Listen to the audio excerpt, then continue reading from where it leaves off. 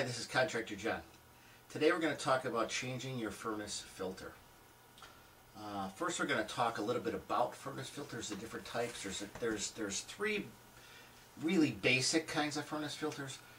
The cheapest and less effective furnace filter is a woven fiberglass filter.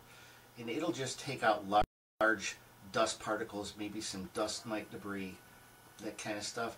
Then you have your family of pleated filters, and they'll start from where the fiberglass ones leave off, and they'll go all the way up to taking out smog particles and bacteria and virus, that kind of stuff. And then you've got your electrostatic family, and what that does is as the debris goes through the filter, it's electronically charged, and then it's attracted or captured on a second phase of the filter, and it really does an excellent job at taking out debris and everything. Then you've got your HEPA filters and stuff they use in hospitals and that. For a home furnace, that's overkill. It actually can damage the furnace. You've got to think that the air, the return air, comes through the duct, through the filter, and into the furnace. If you restrict that airflow, you're starving the furnace. You're making everything work harder, the motor and the blower and everything work harder in there. So you don't want to restrict the airflow too much, because you can cause some damage or whatever. What I'm going to do today is I'm going to replace it with a pleated filter. It's kind of a middle of the road. It's a premium pleated filter, and as such these are rated. Now there's a lot of ratings on furnace filters. There's MERV ratings, there's ASHRAE ratings, and we could sit here and talk 30 minutes about all that kind of stuff. You know what? Look at the label on the furnace filter and see what it filters out. This one is a Honeywell. It has an FPR rating of 10. Filter performance rating, that's a Home Depot trademark. That's their rating system. So don't be confused if you go to Lowe's or Menards or another store. You won't see that FPR rating. But it tells you, they start at a 4, go to 7 and 9, and it tells you all the things that it filters out. And depending on your home, your condition, your environment, you can pick the filter that's most appropriate for you. And we go from just taking out dust and some dust mite debris all the way up to taking out bacteria, mold spores, and viruses.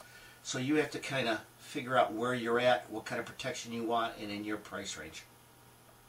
So I would recommend these pleated furnaces for the average homeowner. And as such, this one gives protection up to 90 days.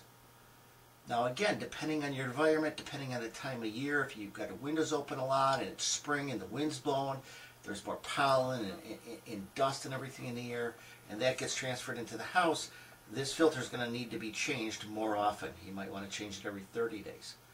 If it's a time of the year where you're mostly closed up in the house and you've been through one cycle of changing your furnace filter and there isn't a lot of airborne dust and everything in the house, you can go up to 90 days.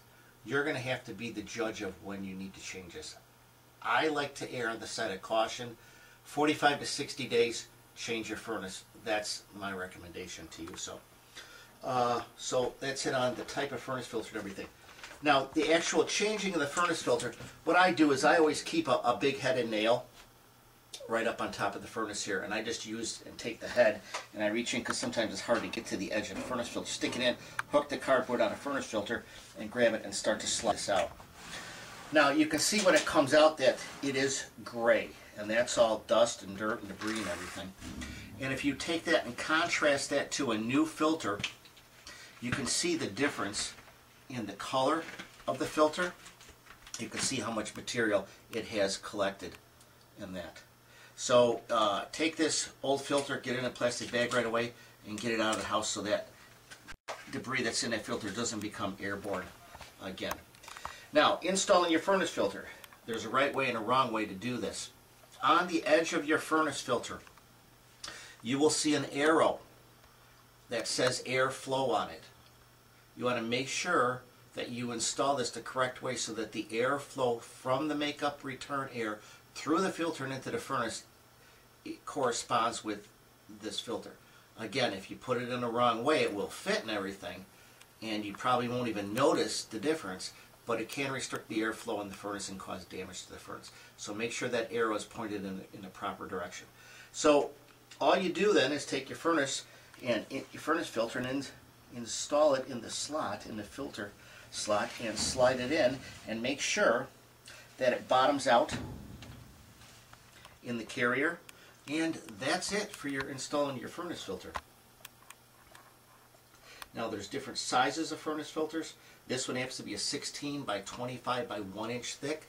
They do make 2-inch thick pleated furnace filters, and then there's a 4-inch. The electrostatics in that come in varying thicknesses. They do go up to 4 inches. If you're going to have something like that, you have to have enough room between your return air duct and your furnace to allow that furnace to slide in. Now, this is a typical upright furnace.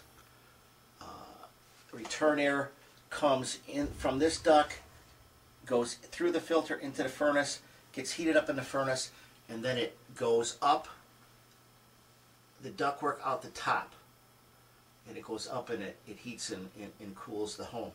If you have a furnace that's in an attic, if you have one that's on the main floor and the ductwork is down in a crawl space or basement, you could have a counterflow furnace, which means the filter rack would be located at the bottom of the furnace. So you're just going to have to look and see what kind of furnace you have and where that filter rack is located. And you may not have a filter rack whatsoever. If that's the case, I strongly suggest you contact your local heating, ventilation, air conditioning company, HVAC company. Have them come in and install a rack in there so that you can have a furnace filter installed and you can change it regularly. Well, that's it for today. This is Contractor John. If you have any comments or questions, please visit my blog at contractorjohn.com. Have a blessed day.